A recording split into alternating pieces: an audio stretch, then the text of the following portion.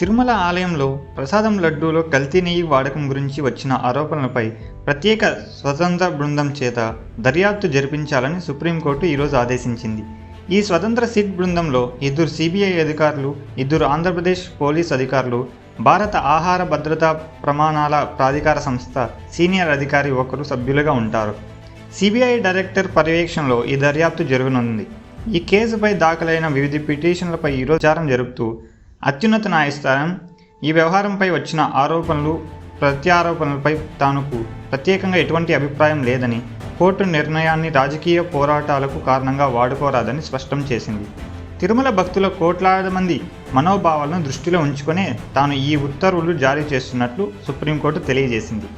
Bharatiya Janata party senior నాయకుడు సుబ్రహ్మణ్య స్వామి, Rajya Sabha MP, Tirumala Tirupati దేవస్థానం మాజీ chairman YV Subbareddy, చరిత్రకారుడు విక్రమ్ సంపత్, ఆధ్యాత్మిక ప్రవచనకర్త దుష్యంత్ శ్రీధర్తో సహా అనేక మంది దాఖలు చేసిన వివిధ పిటిషన్లపై కోర్టు ఈరోజు విచారణ జరిపింది.